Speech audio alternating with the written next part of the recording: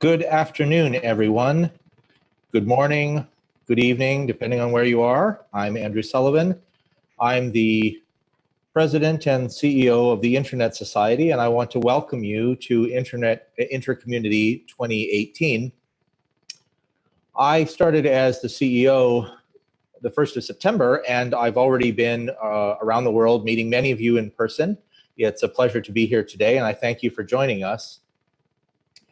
One of the things that I've noticed as we've been going around the world is how things have changed on the internet.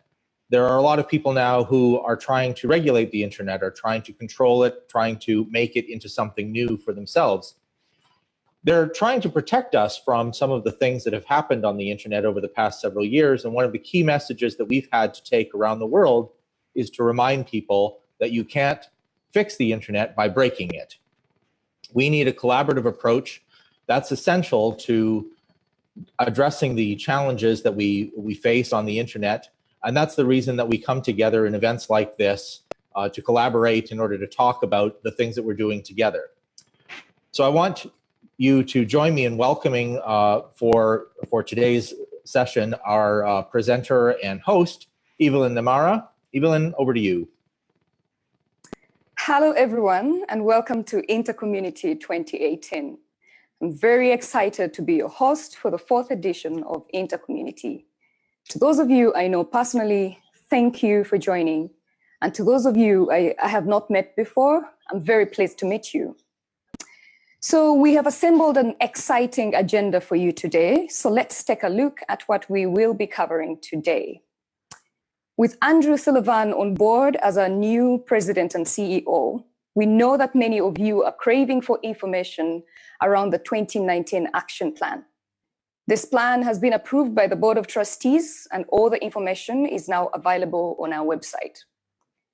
And secondly, this is a great opportunity for us to think about community events just like this. We want to engage you in this critical process of designing and reshaping the ideal Internet Society community event for the future. We are excited, we are interested in hearing your thoughts and ideas, and this is the start of that conversation.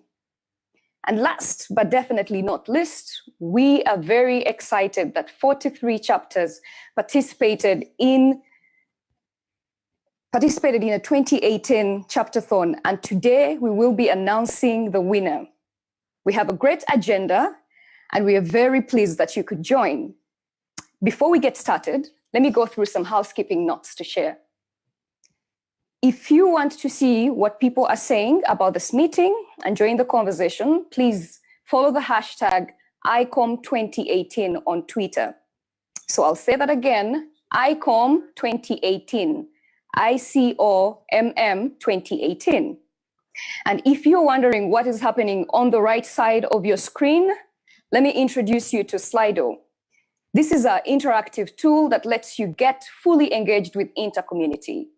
This is the first time we are using this tool, so now let's get started. Slido is very easy to use. If you have any technical issues, please click the Request Support button on the bottom left corner, and the member of the support team will be happy to help you. So let's try it out. Everyone go to Slido. In your Slido panel, in your InterCommunity portal, it should be on the right-hand side. You will see our test poll. And the question we are asking today is, which region are you connecting from? Is it North America, Latin America, Europe, Middle East, Africa, or Asia Pacific? Yeah, I can see everyone is trying to enter your submissions. We have a lot of people connecting from North America. You're welcome. Looks like everyone is getting their Slido polls in. Thank you very much. So we're getting a lot of responses. It looks like the majority of you are now up and running and ready to get involved. So thank you. Now let's get started with the first part of our program, the 2019 action plan. For this, it gives me great pleasure to hand you over to Andrew, who will take you through the plan. Immediately following Andrew's presentation, we will put up a quick poll, so keep your eyes out for that. Andrew, over to you. Thanks, Evelyn. The 2019 action plan is the roadmap for what we're going to do in the upcoming year. And the goal of this action plan is, of course, to build on what we did in 2018 and to serve as our strategic roadmap to achieve our overall strategic goal. We want an open, globally connected, trustworthy, and secure internet for everyone. This is what we understand from our mission and our vision statements. This is what it is that we're trying to build. Now, the plan for 2019 is an evolution from last year. What we see is that we've separated the what from the how, the things that we do and the ways that we do it. The idea here is to have a metric-driven approach with clear measures.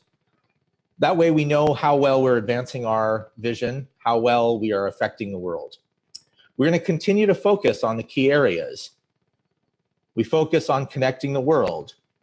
We focus on building trust in the internet. We focus on improving the technical security of the internet. And all of this works together to shape the future of the internet.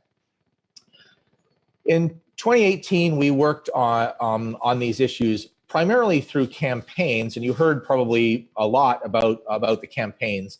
But one of the key things that we learned in 2018 is that we were not that successful at bridging the focus in the campaigns and the rest of our work. So these campaigns are really just the pointy end of those key areas of focus.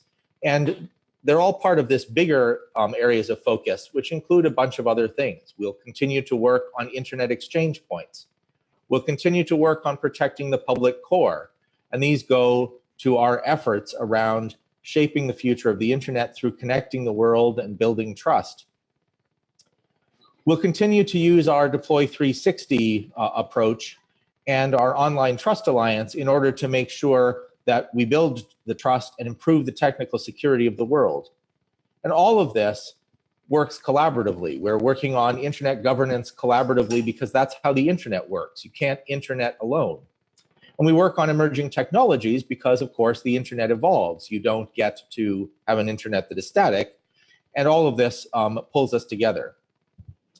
The campaigns themselves remain largely follow-ons from last year. So we have, for instance, Connecting the World. We're going to continue to work on community networks. And this campaign will culminate with a global summit that we plan to host near the end of 2019.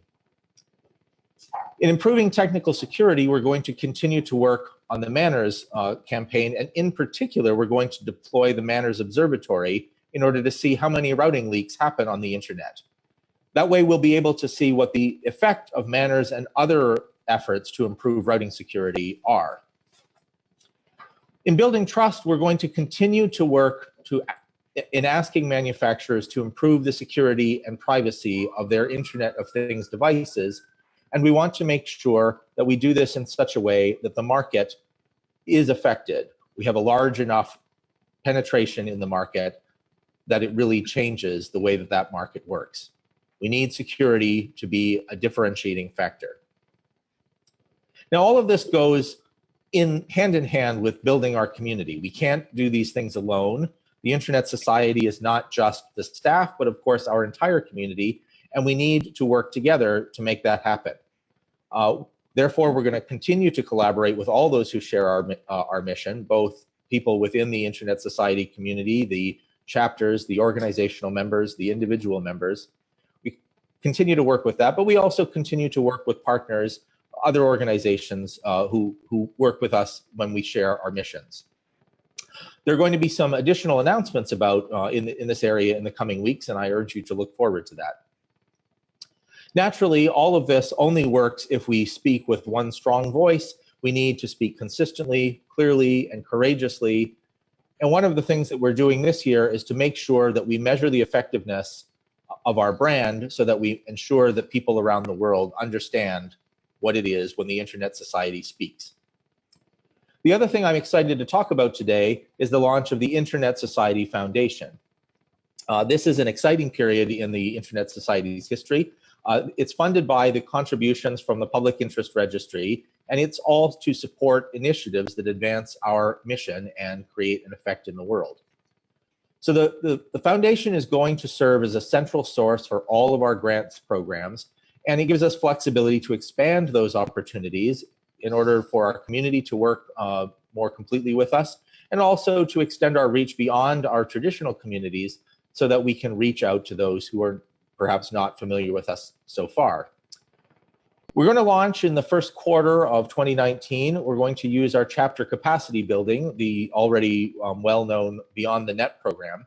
We're going to transfer that to the foundation, and it will be the first grant program that we run through the foundation. Following that, we expect to build a community capacity building granting program. This is to support broader initiatives to support internet access. And we're going to put together some efforts in the area of disaster relief and recovery, but not immediately post-disaster. Rather, we've identified a gap in the way that funding works, so we will work with other partners to prepare communities to reconnect after the disaster happens. That is one of the areas which seems to be most wanting. Two other programs are in early stages of development, and I don't have too much to say about them today. Research opportunities are obviously going to fund research, but the idea here is to strengthen research capacity across all of the technical, economic, and public policy topics. We also want to undertake some innovation funding in order to encourage technology initiatives, innovative technologies that will contribute to the open internet, and we're identifying precisely where those opportunities are right now. The foundation is also the home for our continued support for the Internet Engineering Task Force. This year, the Internet Engineering Task Force set up the IETF Administration LLC, and that is the home for the administrative efforts of the Internet Engineering Task Force. The foundation is going to provide the funding commitments that the Internet Society has made for 2019 and 2020. So that's how we're going to be undertaking that funding commitment to the IETF. Obviously, we have a strong and ongoing commitment to the IETF, and we want to make sure that this is successful. The foundation is currently preparing our recruitment for an executive director and several other key positions. We're also building the foundation's infrastructure and its website, so you should be hearing more announcements about that pretty soon. We'll be sharing, obviously, more information of this as we get ready, and that will happen sometime during the first quarter of 2019. Now, these are just some selected highlights from the action plan for 2019. The action plan is up on the Internet Society website, and I encourage you all to have a look at it. And after this, of course, we're going to have some opportunity for you to ask some questions, the burning questions that you might have about this, in order to make sure that we answer to our community to make sure that everybody understands what we're going to do in the upcoming year. Thanks so much. Evelyn? Thank you very much, Andrew, for providing us some key insights about the action plan. As a next step, we would like to ask you which part of the action plan is most relevant for the internet in your region. So for this, we'll go back to Slido. So right now, if you can go to Slido on the right-hand side of your screen and select your choice. Which part of the action plan is most relevant to the internet in your region? Is it connecting the world, improving technical security, building trust, shaping the internet's future, or all of the above? Thank you so much for your active interaction.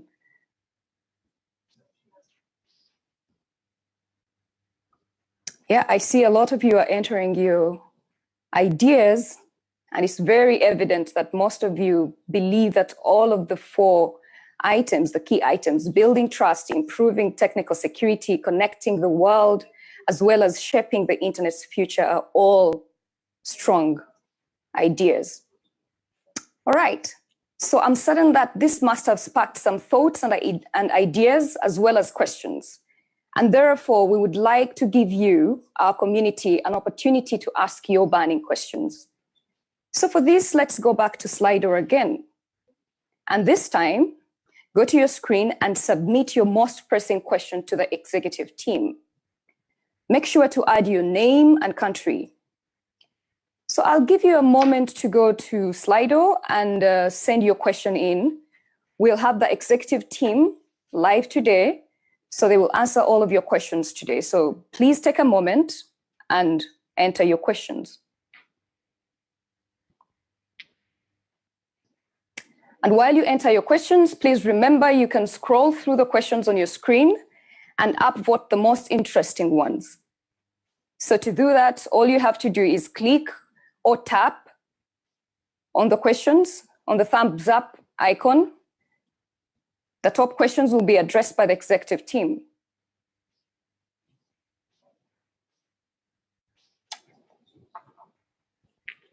I'll give you a moment.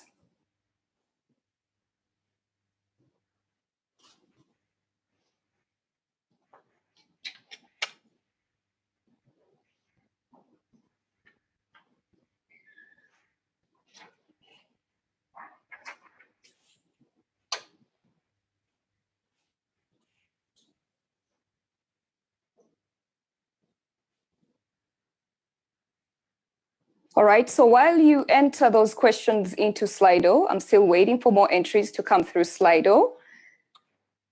I'll have the executive team on standby to answer some of the questions that will be coming through.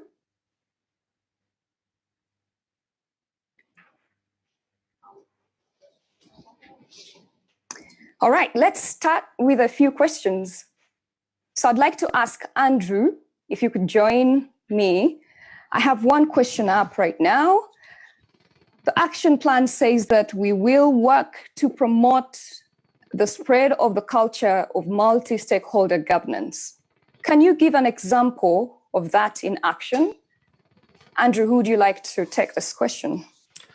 Well, first of all, I would like to say that I can think of such an example because I've been involved in it, and that is the Canadian Multi-Stakeholder Initiative on the Internet of Things security, which has been something that I began working with my Canadian colleagues. You all know I'm Canadian, right?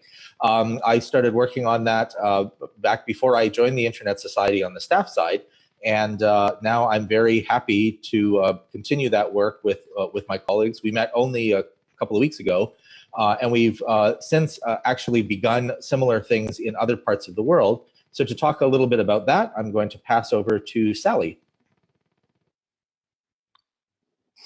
Thank you, Andrew. Yes, one of the things that we wanted to emphasize both in 2018 and moving into 2019 is the need to move from talking about the multi-stakeholder model to actually putting it into action to solve real challenges that happen at the local or regional level. And as Andrew pointed out, in Canada, we began a project to help develop a policy approach to the Internet of Things security through a multi-stakeholder process. And that has been, we think, a great success. And we are seeing now opportunities to take that approach and work with it in the country of Senegal, as well as working on similar projects in the Philippines. And in 2019, we will launch one in Uruguay. And we've had some very successful work as well in France. And so what we're seeing is that this model is more than just a talking point, but is actually a way to solve problems and to bring stakeholders together to tackle the issues facing their local internet community. The other thing that I would point out is that we do this work and we have a long-standing commitment to working at the international and global level to open up international organizations and bring stakeholders to the table where internet policy discussions are happening, whether that's in the United Nations or the G20 or the G7 or other global or regional policy organizations. That's a longstanding commitment that Internet Society has and that we will continue in 2019. Thanks, Sally. Evelyn, back to you. Thank you very much. We have another question from Flavio. And Flavio from Brazil wants to know, how does Internet Society expect to actively improve the role of the chapters? We're actually undertaking some improvements to our chapter support even as we speak. But in order to talk a little bit about chapters more generally and how that works, I'm going to hand the microphone to Raul. Thank you very much, Andrew, and thank you, Flavio, for the question. In fact, many chapters are already actively engaged with the Internet Society work in general. And one of the groups will be the last part of the session, where we will present the chapter-thon projects, what are really amazing and impressive. But some of our flagship projects in community networks are being run by chapters in Kyrgyzstan, in Georgia, in South Africa, and other chapters are working very hard on projects related to other priorities like IoT, Internet of Things, security campaign. But beside that, as Andrew said before, this is not enough. We have improved in the last few years the percentage of chapters in good standing, and we have implemented programs to support better the work of the chapter through the admin funding programs, Beyond the Net, that's the chapter-thon, regional workshops. The regional workshops have evolved in the last couple of years toward looking for a greater involvement of chapters in the work, the campaigns work and other programs work. And in 2019, there will be a lot of emphasis in improving the communication with the chapters and making some assistance available from the chapters, not only in terms of money, but also supporting the chapters to work better, to have access to other sources of funding. In other words, to develop their capacities in order to perform their work in the best way possible. Thanks, Raul. Evelyn, do we have more questions? Yes, we do. As a matter of fact, we have one that matches, it's also about chapters, so I think I'll take that first.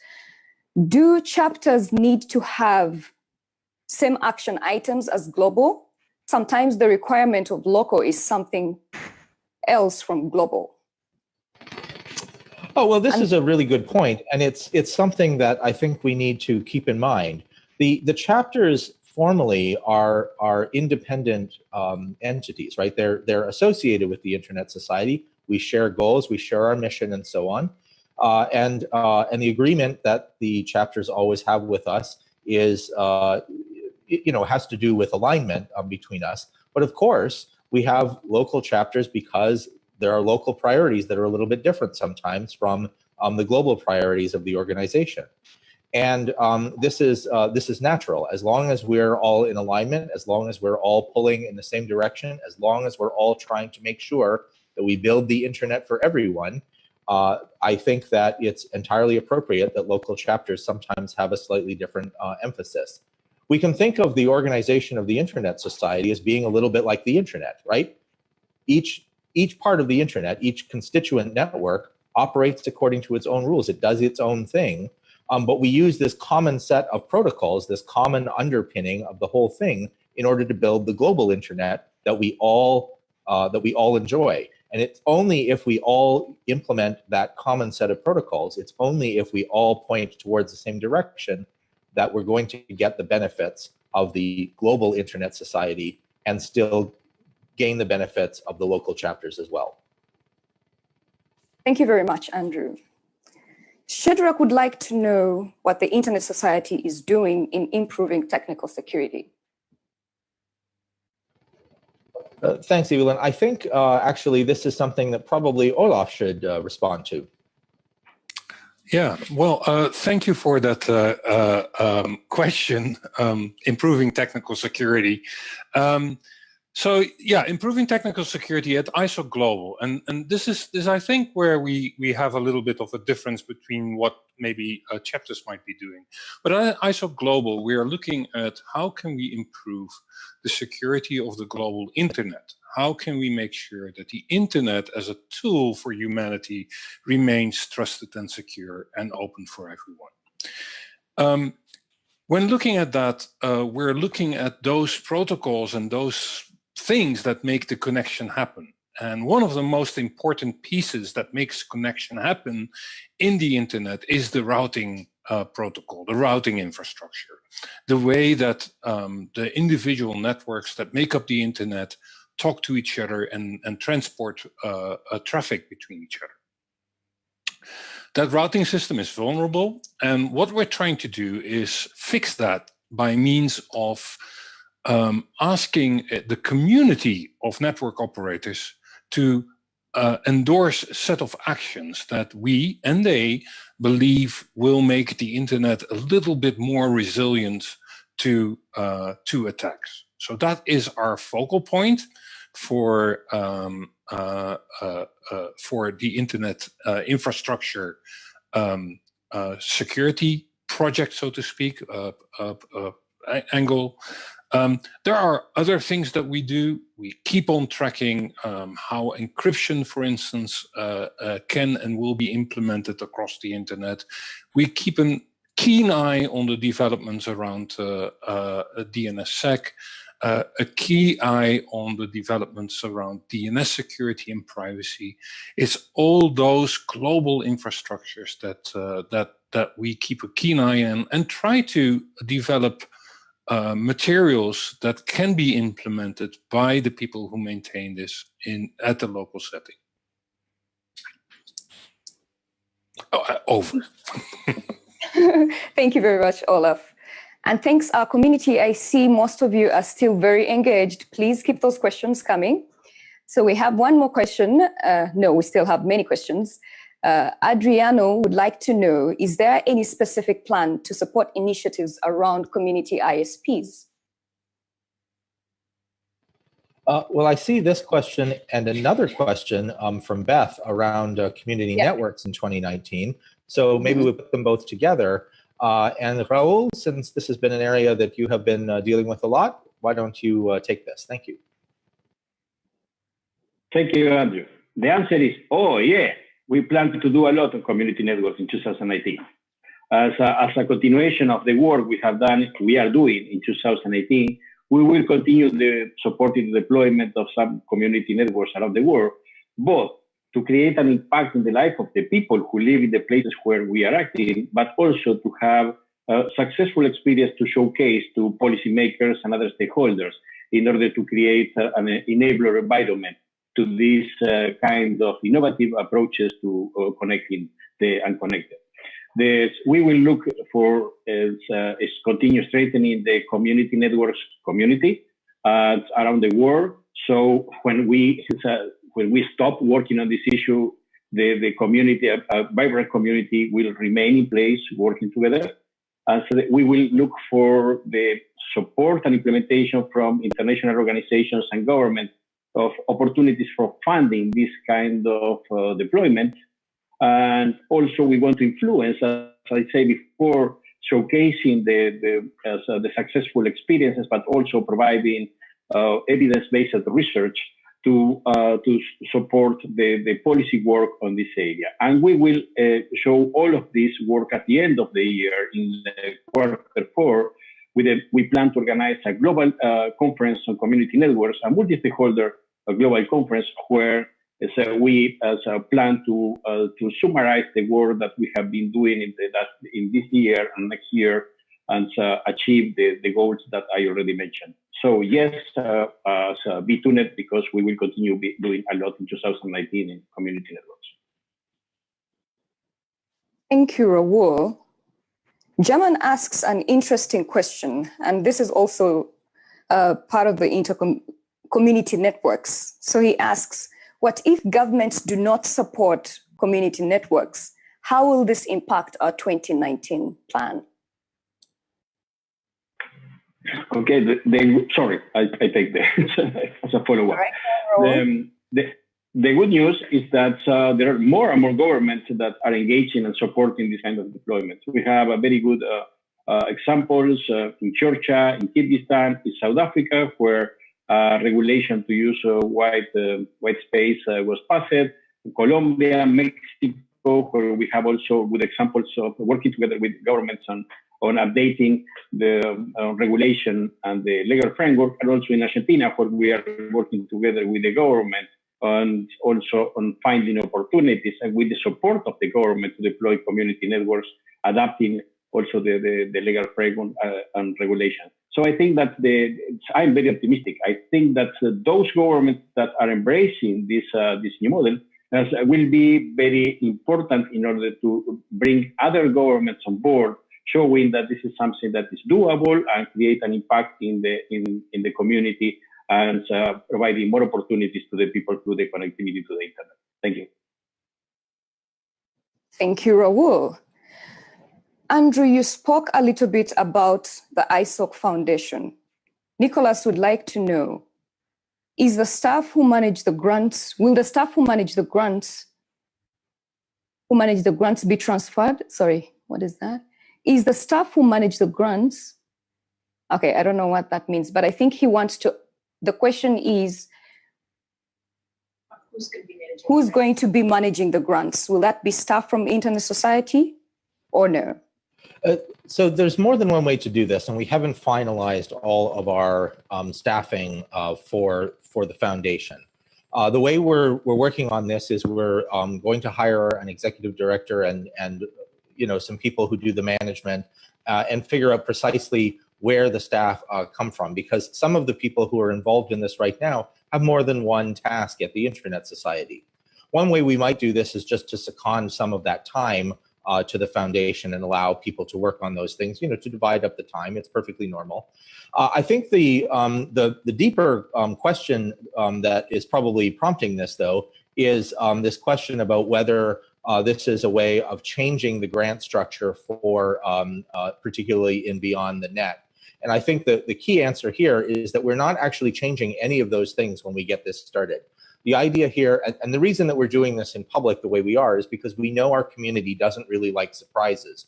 So instead of the sort of usual launch that you might expect of a thing like the foundation, where everything's kept really secret, and then at the last minute we pull off the veil and say, here you go, we're gradually rolling things out, and we're trying to do things in a way that is not too surprising to anybody. So the initial pieces of this are really just to transfer the function from one piece of the Internet Society to another piece of the Internet Society. We have, the Internet Society Foundation and the Internet Society have the same board of trustees.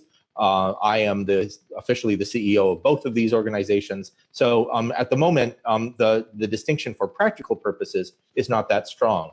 Over time, it would not be surprising that these two things will start to have greater differentiation between them.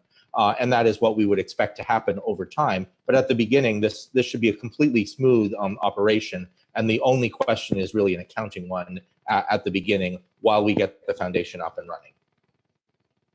Thank you very much, Andrew. So we have time for just one more question. And I'll take the question from Bob. The internet is being used more and more for bad things. What are the major platforms? Many of the major platforms are being used to convey false information. What is the Internet Society doing about this? So this question is interesting because it points to one of the difficulties that we're facing right now on the internet. The internet in the past, I think, it was very clear that there was a big distinction between the internet and other kinds of networks. But once you were attached to the internet was a sort of flat space where it was a network of networks and different people operated the mechanisms and so on. And what we have seen over the past several years is an increasing concentration. And one kind of concentration that we've seen is in the web application space. And so many of the platforms that Bob is talking about here are in fact those kinds of web applications. They're not really part of the internet. They're on the internet in the sense of, sitting on top of, like the book is on the table, rather than being a part of the internet where you can connect inside. When you're inside one of these social media platforms, of course, you have to use its facilities. You don't use common internet protocols and so on. What this means is that the environment is sort of split. Some parts of the internet are parts where we have to work collaboratively. That is, we need mechanisms in order to improve the trust. We need mechanisms in order to improve the security of the systems. And we need those things to be done in conjunction with everybody else. So these are things like the rollout of TLS 1.3 or the Manners campaign or any of those kinds of things where it's the shared environment. In the case of the platforms, though, there's really typically just one controller of that. And they have a different role because they are really stewards of their own platform. What we can do as the Internet Society is be a home for the kinds of debates where those kinds of organizations can work out some of the things that they need to do. Some of the things that they need to do are well-known, well-understood, traditional internet answers to problems. Some of them are things that are entirely normal to monopolies. Finally, what we need to do is make sure that we talk to governments in order to explain to them that the internet is more than just this or that social media platform. A confusion that, for instance, we saw at the Internet Governance Forum, where the president of France, Emmanuel Macron, presented a speech where he was talking about regulating the internet, and what he was really talking about in many cases was regulating companies that happen to be using the internet. It's a very different problem. And we have not been successful in the recent past in making sure that people keep this distinction at the front of their minds. There is a real danger that people are going to try to solve this problem by breaking the internet, and that is something that we must not do. This is a tool that has brought us enormous riches, enormous potential, and we have barely begun to understood the potential of the internet in order to improve human lives. So I want to make sure that we continue to work for an internet for everyone. Thank you very much, Andrew. And thank you very much to the executive team for being very engaging. To our community, please keep those questions coming. We'll address them as they come in. So thank you very much, everyone. So let's continue with our program. Coming up next is our discussion around the future of intercommunity. But first of all, let's build some excitement for the Chaptathon 2018. For those of you who are not familiar with Chaptathon, I'd like to show you a short video so you can get some sense of what our chapter members have been up to in this context over the past months. Can we now see the video for Chaptathon?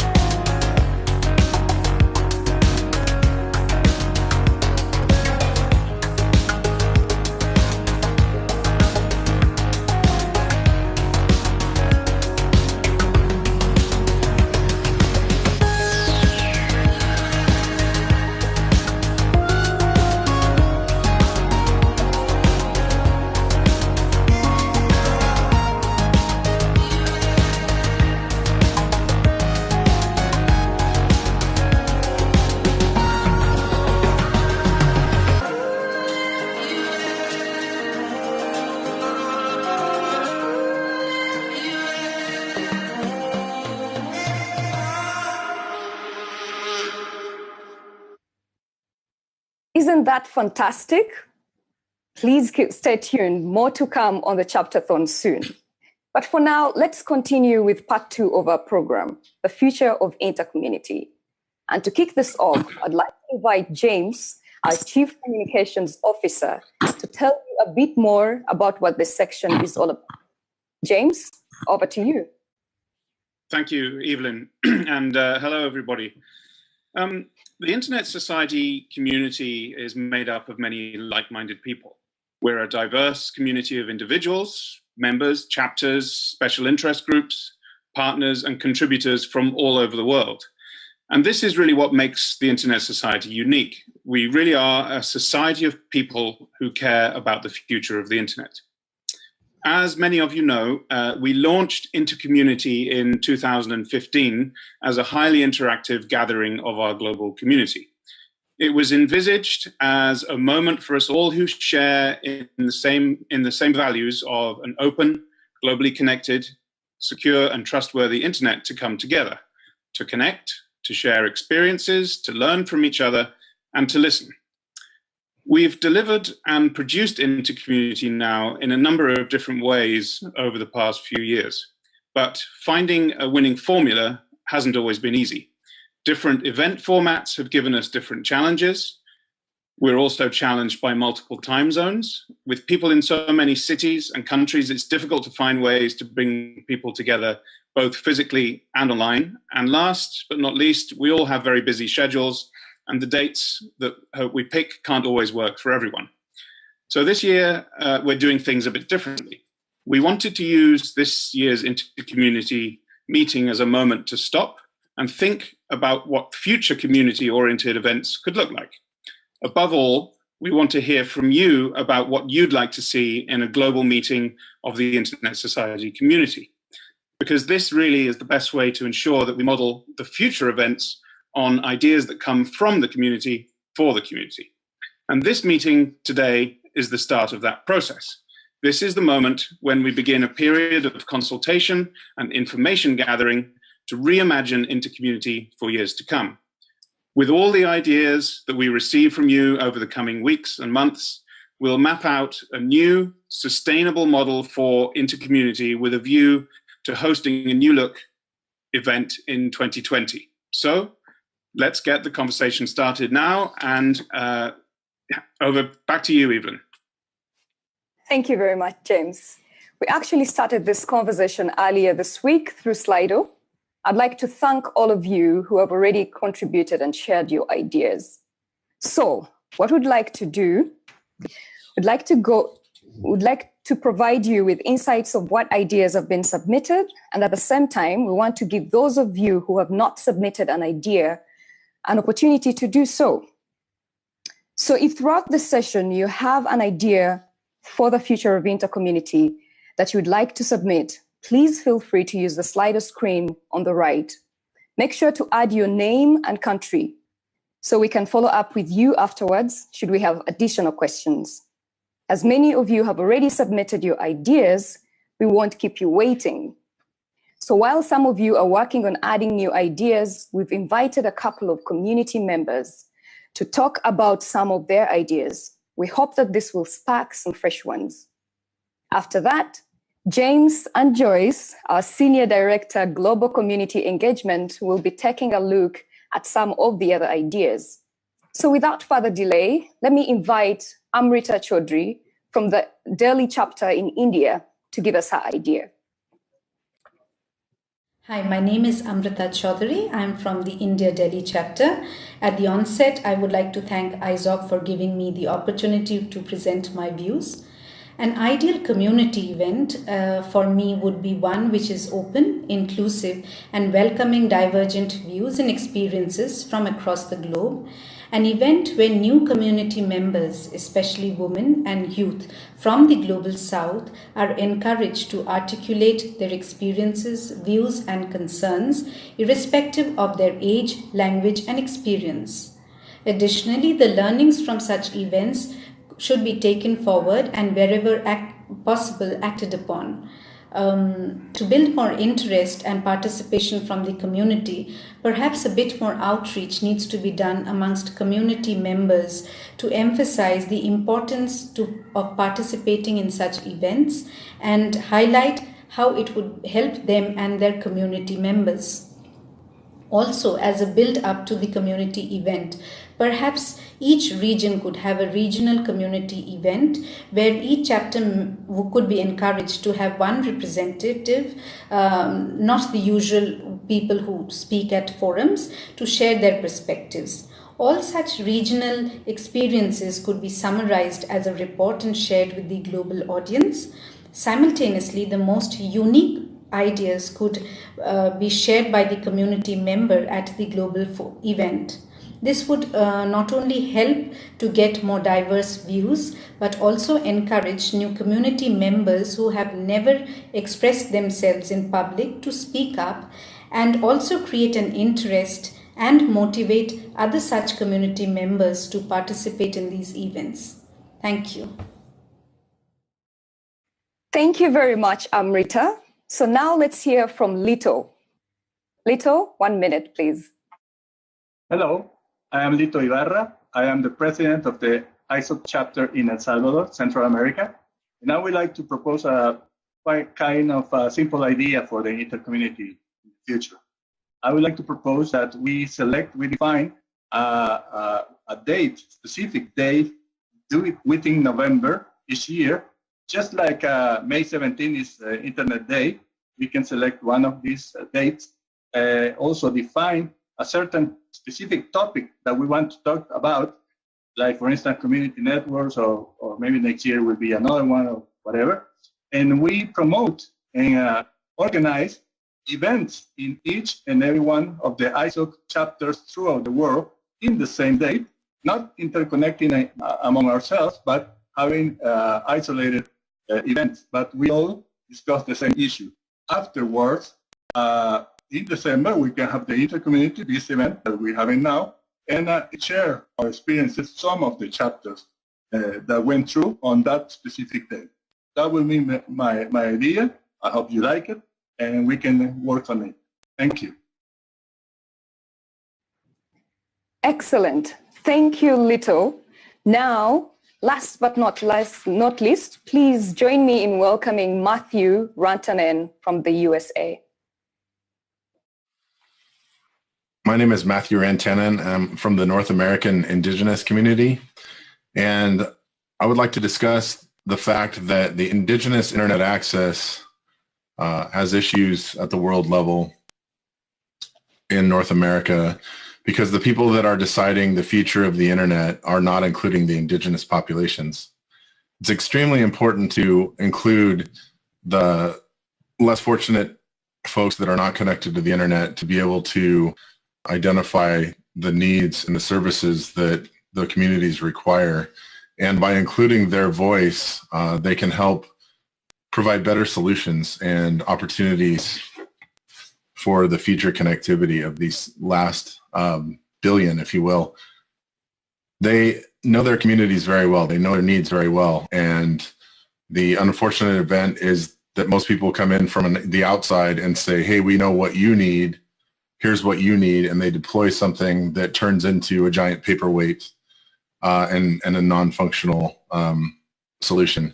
So moving forward in the development of the future of the internet and how to connect the last billion, we need to include all the voices. Thank you. Again, what a fantastic idea. I can already picture it. Amazing. Thank you so much, everyone, for sharing this with us. These are just 3 examples of the many pre-submitted ideas.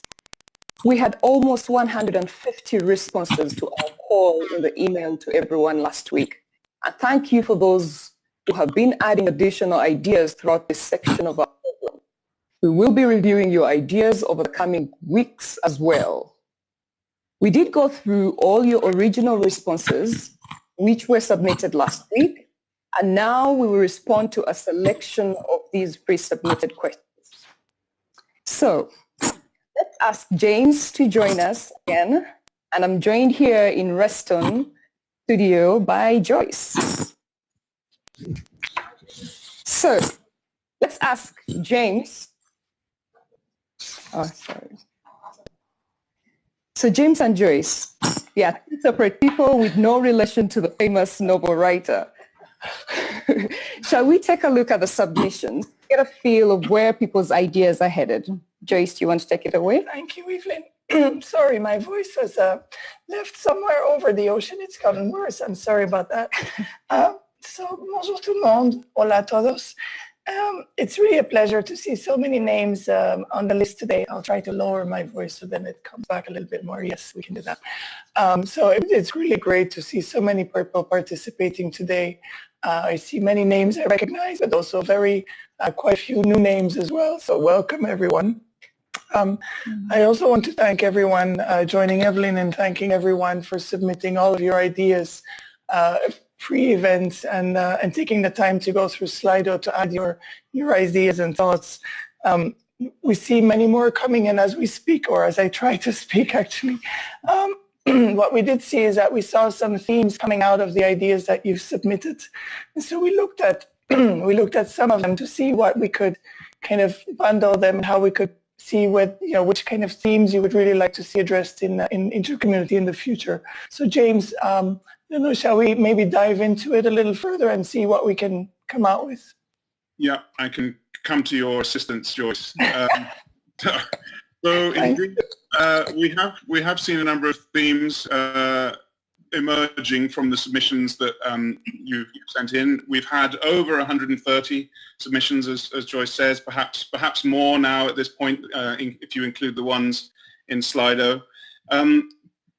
Firstly, I'll say that many of you around the world, and this goes for the first intercommunity session as well that we had earlier on today, have been very, very positive about the core concept behind intercommunity.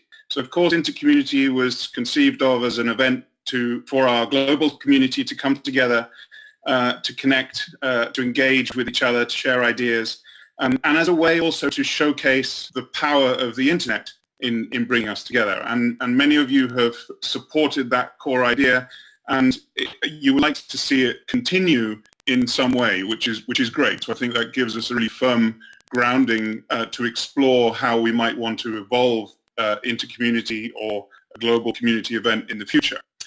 One other very clear theme that has emerged from your inputs and submissions is a desire for an open and inclusive event. And of course that reflects both the way in which the internet itself has been built over many decades and the values that we as an organization have too. So that is a defining principle, I think, that we need to bear in mind and use as we look to develop intercommunity as a different kind of event. Many of you also see it as an opportunity for the community to cooperate and collaborate better. There seems to be a lot of interest in chapters interacting more with each other, in members, different members, organizational, individual members, and different parts of the community interacting and working more collaboratively together.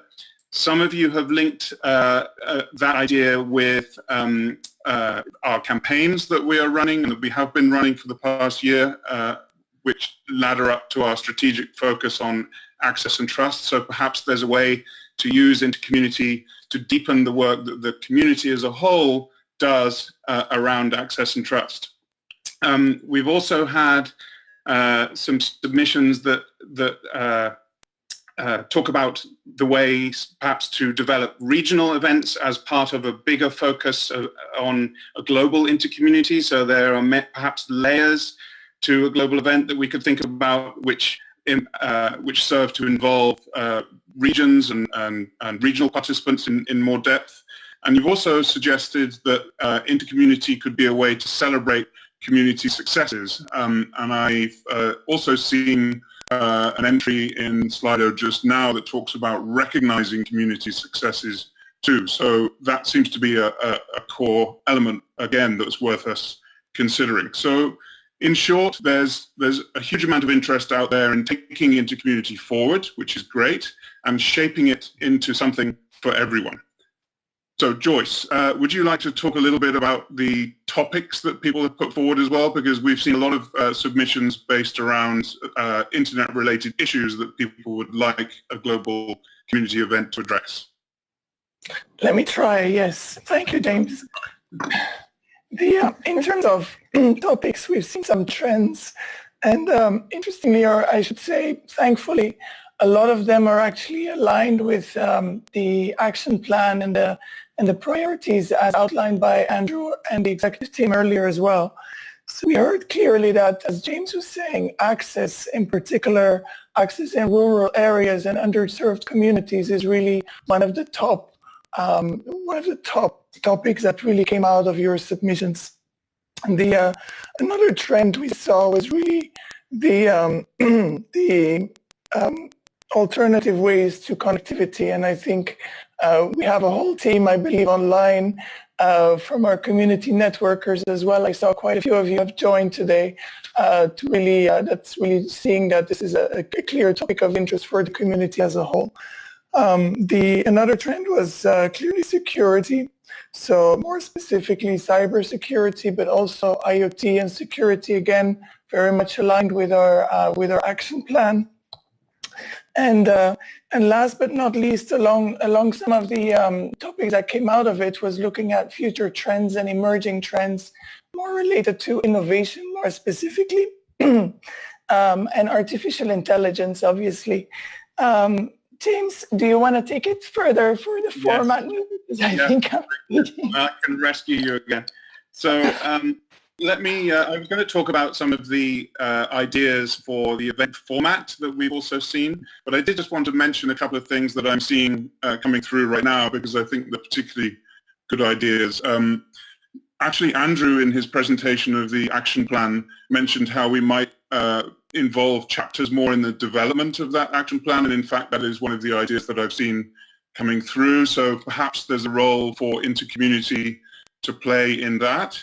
And then secondly, somebody suggested how we might want to get internet end users more involved in a community event, and I think that would certainly serve to broaden the appeal of the Internet Society, and it would mean that we'd be expanding our reach beyond our current sphere of influence and our known community. So I like that one in particular.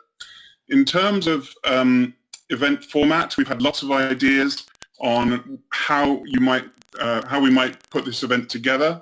And of course, this is really an important piece of the puzzle, and it's good to get a sense from you of the sort of event that you're interested in having.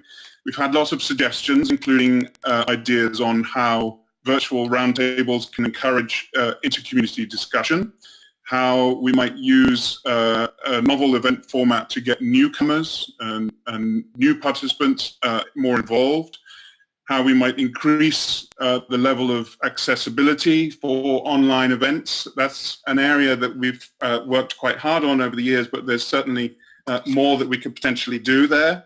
And the role that interactive workshops and other regional events might have, linking back to the point about how a regional dimension to intercommunity could feed into a bigger global community event. So all of this tells us that there's lots of potential to develop the thinking further. There's a strong desire to increase the level of collaboration and cooperation between different parts of the community. I see a role for intercommunity in that, and we'd very much like to continue to gather your input and ideas as we reach the end of this year and into next year to help us model a new look event. So with that, and Joyce, if you can bear it, I'm going to hand back to you to explain just a little bit about what that process looks like. I'll keep it very short. Thank you, James. I'll keep it very short. As we were saying, this is really just the beginning of the process. We really want to co-create this event, and we'll be in touch with more information on the hows, the whens, and how you can really actively participate in creating the event that really makes sense for you early 2019. So on those words, thank you very much. Thank you, Evelyn, for having us. Thank you, James and Joyce. And Joyce, we wish you the very best. I hope you feel better soon. I'm excited to see this event grow and evolve, and cannot wait to co-create the event with all of you. So now we have reached the final program item on our agenda. I know most of you have probably been waiting for this one, the chapter form. So I'd like to give this moment to the person who has been leading this project so she can provide us with some background information. Please join me in welcoming from Germany, the Senior Manager Global Chapter Development at Internet Society, Christine Sagasser. Hello, everyone. Thanks, Evelyn. It's great to see so many of you online today. I'd just like to, before we jump into the big announcements, I would like to give you a bit more background on the Chapterthon, what it actually is and where the idea initially came from. So the Chapterthon is a global chapter project marathon or a competition. As you may know, the Internet Society currently has 127 chapters and 8 special interest groups that are formed by individual members from around the world. So during the Chapterthon, Internet Society chapters and special interest groups developed and implemented projects on a specific theme, which was Internet of Things this year. And that within a specific timeline, which was the same for everyone, which was 45 days, and the same budget, which was $2,000 in that case. So the aim behind the Chapterthon is really to engage both our chapters and SIGs who compete with their projects in the competition, but at the same time also to engage the individual members around the world who then select the project they like most. So where does it come from? A pilot of the chapterthon was actually organized in Latin America and the Caribbean 2 years ago, and we then built on the success and inspiration and actually decided to globalize it, which we did for the first time last year. So that was 2017, where the chapterthon focused on connecting schools through the internet. And this edition actually won a prize of the World Summit on the Information Society Business, of which we and the community can all be very proud, I think. So how does it work concretely? In 2018, all Internet Society chapters and SIGs have been invited to develop projects around the Internet of Things, IoT. 43 Internet Society chapters and SIGs from around the world then decided to take part in the challenge and worked on their respective projects.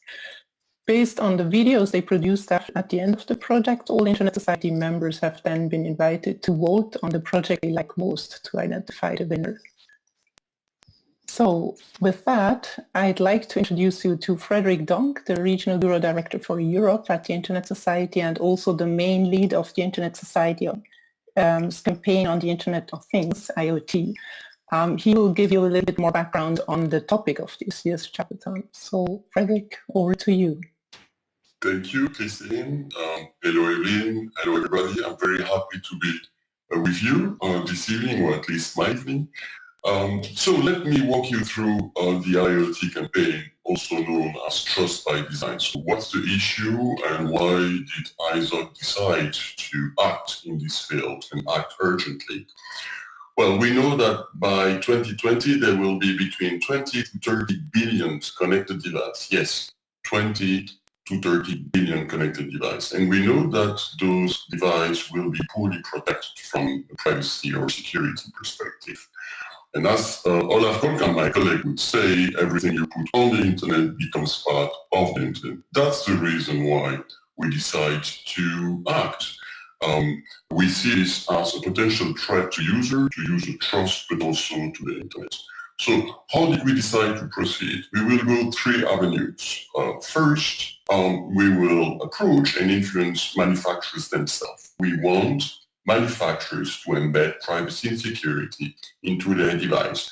In order to help them, we have a wonderful set of principles within our OTA, Online Trust Alliance Trust Framework, that you will find on our website. 40 principles, among them authentication, encryption, the ability to switch off or to change passwords. And we trust that if manufacturers would embed those principles into their device, we would come to 0 issues in the IoT ecosystem.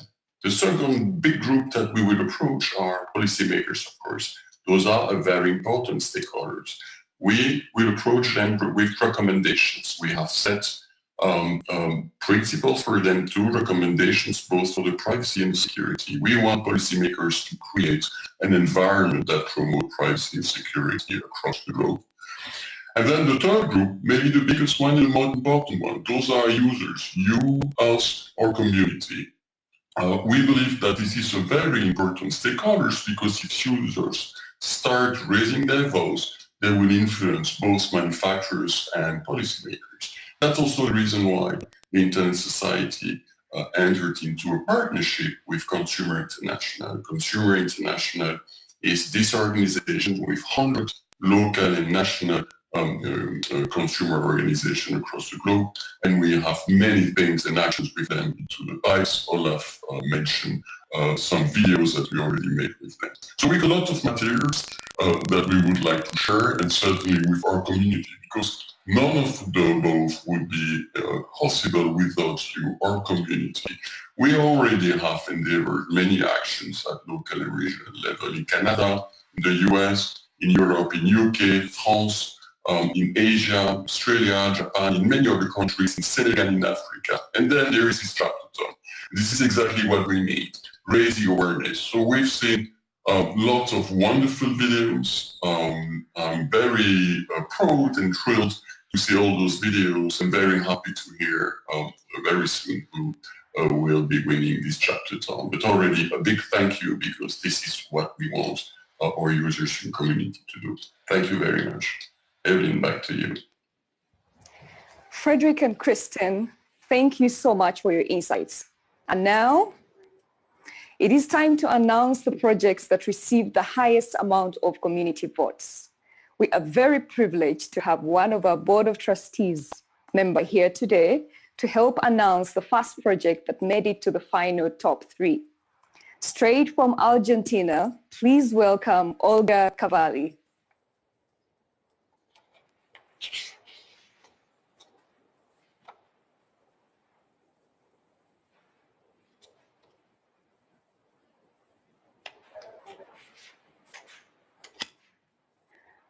Olga, could we please have your microphone unmuted?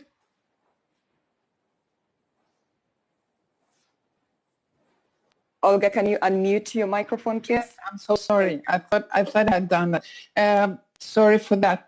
It happens all the time. Good afternoon from Buenos Aires, and apologies for that. Thank you, Evelyn, and I won't keep you any longer here. So with great pleasure, I will present you the first chapter project in the top 3. Please consider that we will present them in alphabetical order. So this first chapter presented is the Afghanistan chapter with their incredible IoT project. Congratulations to them, and let's have a closer look at their project, and we will see their video, please.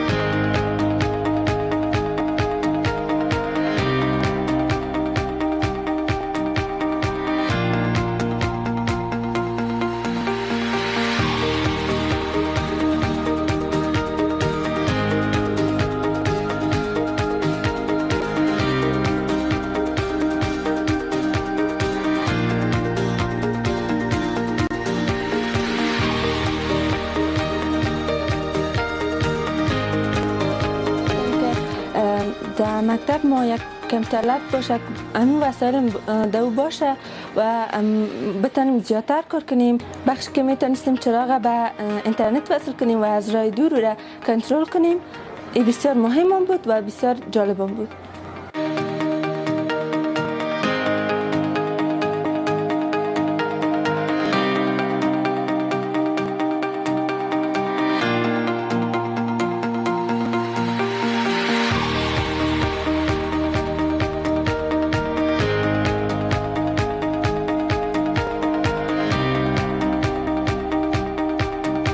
زه خپل د ننګرهار اوسیدونکی یم او خاص کر کابل همدغه کمپیوټر ساينس خاطر راغلم. زه همداسې یعنی د کوم پروجیکټ چې د آی او ټي انکریډیبل آی او ټي د انټرنیټ سوسایټي افغانستان لخوا یعنی کوم استاد چې زموږ کمپیوټر دی یعنی چې ما ورته وویل چې ما ته باید دې کې برخه راکړي. زه غواړم چې داسې سیمینارونو کې برخه واخلم تر څو که چېرته سبا زه پوهنتون کې یم نو په دومره څه وپوهېږم چې خپل هغه کار او خپل دغه مخکې وړلی شم.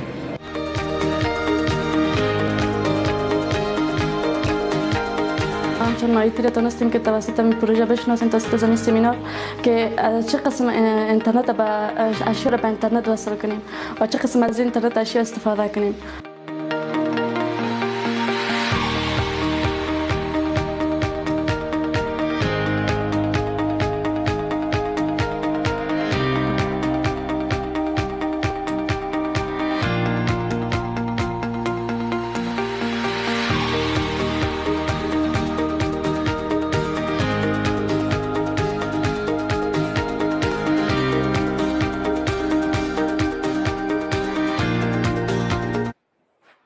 This is really amazing. There's something I really loved about this project, and that is creativity. And I'm pretty sure that this project will have sparked some things with you as well. So why don't you go back to Slido and tell us in just one word. Please remember, one word. What did you love about the Afghanistan chapter project?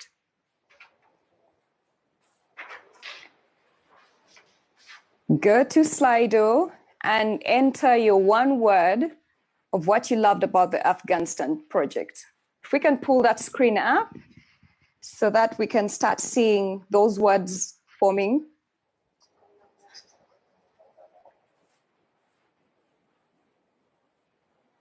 Amazing responses there.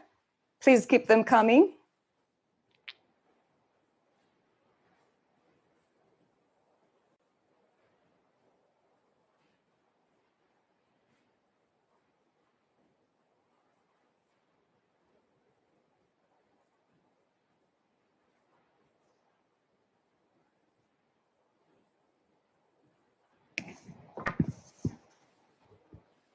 I guess we can all agree that that was a very creative video. Thank you so much for showing the Afghanistan chapter some love. So well done, Afghanistan chapter. And so we will take a look at the second project video now. Olga, please take it away. Thank you, Evelyn, and congratulations to Afghanistan. And now the second chapter that we can congratulate for reaching the top 3 of the Chapterton contest is the Benin chapter for their great IoT low high tech a connected object creation workshop. Congratulations for that. And let's have a closer look at their project too. Let's see the video.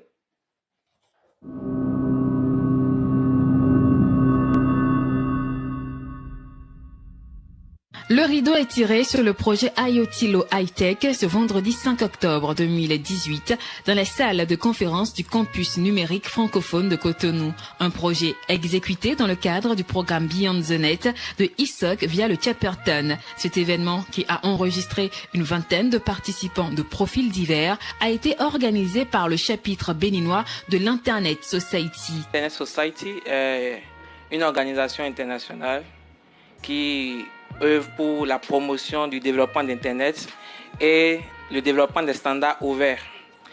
Et à ce titre, nous avons plusieurs axes prioritaires que nous défendons, entre autres les réseaux communautaires, l'Internet des objets, la gouvernance de l'Internet et la sécurité du routage. Le du Bénin a soumis un projet et a été sélectionné pour pouvoir l'organiser. Durant 5 jours, il a été essentiellement question de les outiller sur l'environnement Arduino en vue de la création d'objets connectés. Les assises ont pris fin sur une conférence publique au cours de laquelle les participants ont présenté les résultats de leurs travaux en atelier. C'était l'occasion de mettre en exergue l'importance et la place de ISOC dans l'exécution effective du projet IoT Low High Tech. Et cette année, l'idée, c'était un chapterton autour de l'Internet des objets. Les travaux en atelier ont été beaucoup plus pratiques, ce qui a permis aux participants de créer notamment 2 détecteurs, l'un d'incendie et l'autre de niveau d'eau. La domotique et l'environnement n'ont pas été du reste. Et pour cause, IoT Low High Tech 2018 a également accouché de projets de maisons connectées et de poubelles intelligentes. Ce prototype est composé d'un système d'ouverture et de fermeture automatique lorsqu'on se rapproche de la poubelle en vue de jeter un déchet. Les participants n'ont pas manqué de se pencher sur le secteur agricole. À cet effet, ils sont parvenus à la création d'un épouvantail connecté.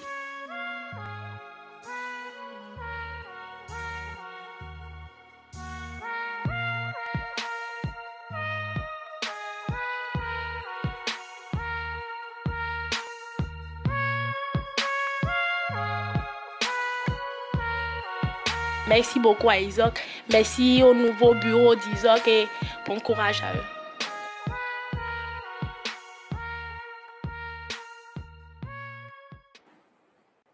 Congratulations, Benin chapter.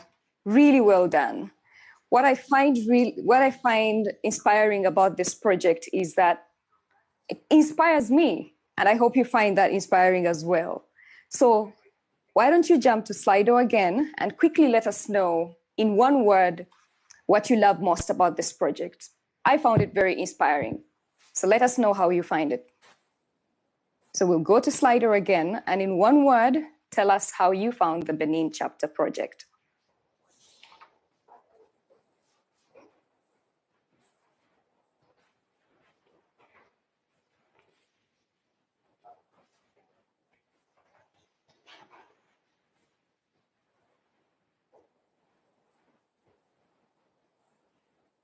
I love seeing the word cloud forming. Please keep them coming.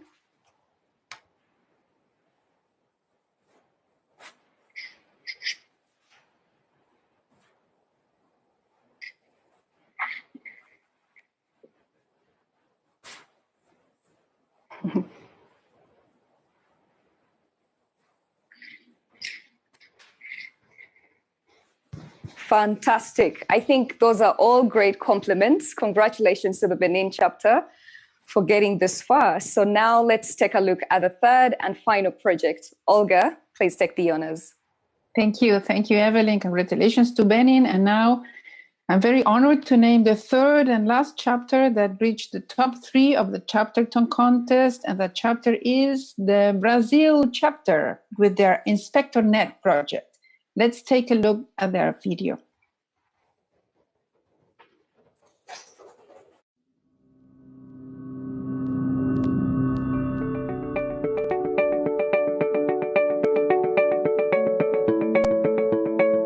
O Brasil é um país com dimensões continentais. Somos 208 milhões de pessoas. Dentre essa enorme população, mais de 90 milhões ainda não possuem acesso à internet. A maior parte da população brasileira vive nas áreas mais próximas da costa e na região sudeste do país. Estas são as regiões mais privilegiadas por infraestrutura e riqueza. Quando olhamos para o interior do país, em cidades pequenas e distantes das grandes capitais, a infraestrutura de acesso à internet é, via de regra, muito deficiente. As grandes empresas de telecomunicações não estão interessadas em montar suas redes em regiões onde há população de baixa renda. Para esses milhares de brasileiros, o acesso à internet depende da existência de pequenos provedores e de redes comunitárias, que em muitos casos não possuem recursos adequados para oferecer um serviço de alta qualidade. No Brasil temos 4 grandes empresas de acesso à internet, que dominam a maior parte do mercado. Mas temos também cerca de 6 mil pequenos e médios provedores, que bravamente garantem o acesso à internet para uma enorme massa de brasileiros. Pequenos provedores são importantes para expandir o acesso à internet e precisam de apoio e ajuda. Muitos não têm orçamento para comprar equipamentos de rede com sistemas de monitoramento. Em regiões áridas, muitas vezes os equipamentos de rede param de funcionar devido às altas temperaturas. Em regiões de floresta, a umidade causa dano aos equipamentos. Por vezes, o serviço é interrompido ou se comporta de maneira intermitente devido à precária qualidade da rede elétrica. Para resolver esse problema, nós reunimos um grupo de voluntários do capítulo brasileiro e idealizamos, projetamos e construímos o InspectorNet, um dispositivo inteligente de IoT capaz de inspecionar a infraestrutura de rede de pequenos provedores de internet, medindo parâmetros ambientais como umidade, temperatura, informações da rede elétrica como queda do fornecimento ou consumo. Associado a um sistema de coleta e processamento de informações em nuvem, os diversos dispositivos do InspectorNet conseguem dar maior visibilidade sobre as condições de infraestrutura aos administradores de rede, possibilitando uma ação imediata ou até mesmo preventiva para garantir a continuidade do serviço de internet. Recebemos contribuições de inúmeras pessoas, engenheiros de renomados centros de pesquisa, de empresas de energia, entusiastas de hackerspaces, estudantes de computação, administradores de rede. Entramos em contato com mais de 30 provedores e redes em todas as regiões do país. De norte a sul, administradores de rede demonstraram interesse no InspectorNet. Construímos poucas unidades do dispositivo, ainda em fase de protótipo, e estamos enviando para provedores ao redor do Brasil. Iremos aperfeiçoar o dispositivo e o sistema. Esse projeto não termina aqui. Esse é só o começo e estamos decididos a continuar aprimorando o InspectorNet. Estamos usando a internet para fazer uma internet ainda melhor para todos.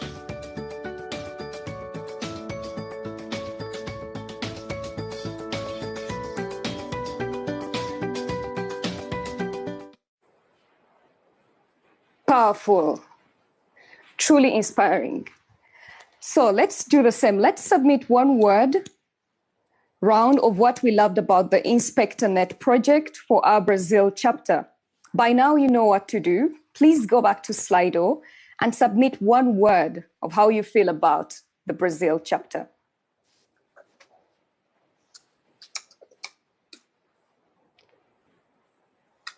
Show Brazil some love. We need to see that white cloud forming. Thank you so much for your participation. We really appreciate it. Thanks for being truly engaged throughout this session.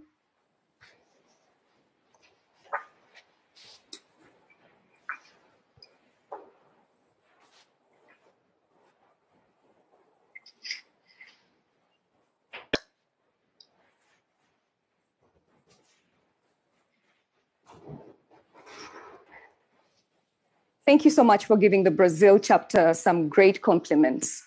And now it's time to announce the winner of the 2018 Chaptathon. And just so you know, the winning chapter will receive an award of $3,000. Now, you might have heard it already, since we had an earlier broadcast and Facebook and Twitter have been really active. But for those of you who haven't heard, it gives me great pleasure. It's my honor to announce the winner of the 2018 Internet Society Chaptathon. And that winner is the Benin chapter. Please help me in welcoming Ramon, who is the president of the Benin chapter, to accept his. Bonjour mesdames et messieurs, chers membres de la communauté mondiale de l'Internet Society. C'est vraiment avec beaucoup d'émotion que nous accueillons cette victoire pour le Chaptathon 2018 de l'Internet Society. Notre chapitre vient de loin et cette récompense est pour nous une belle reconnaissance des défis que nous avons engagés depuis quelques mois. C'est pour cela que nous dédions cette victoire à tous les acteurs qui ont œuvré pour la redynamisation de notre chapitre et à l'équipe de projet qui a brillamment travaillé pour sa mise en œuvre.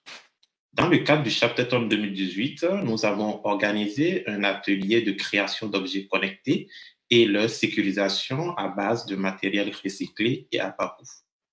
Nous continuerons nos actions et renforcerons notre engagement autour d'un Internet des objets connectés encore plus sécurisé. Je voudrais terminer ces propos en disant félicitations à l'ensemble des chapitres qui ont participé à cette compétition. Au nom des membres du chapitre Bénin d'Internet Society, au nom de son bureau et en mon nom propre, merci à Internet Society Global pour cette belle initiative et également merci à l'ensemble des femmes et des hommes qui, à travers le monde, travaillent pour un Internet ouvert, neutre et universel. Je vous remercie. Congratulations, Benin chapter. Well deserved. It's great to see our campaign come to life in our local communities. Let's give them one more round of virtual applause. Olga, thank you so much as well for your support of the Chaptathon and your continuous active involvement in our community. And now we have come to the end of our time together today. I'm going to say goodbye to you all. Thank you for your active involvement and your support. And to close InterCommunity 2018, I would like to hand over to Andrew. Thanks, Evelyn. And thanks so much to all of our participants today. You know, the reason this is called InterCommunity is because, of course, we are the internet and we're the community of it. We can only build the community together, and that means that that community is essential to our success in 2019 in order that we be effective. This is going to be an exciting and productive year that builds on the past and aims to close the gap between the world that we have today and our vision for the future. And I hope that you will join me in the upcoming year in making sure that we build the internet for everyone. We'll see you soon, somewhere on the internet. Signing off now from a chapter event here in Washington, D.C.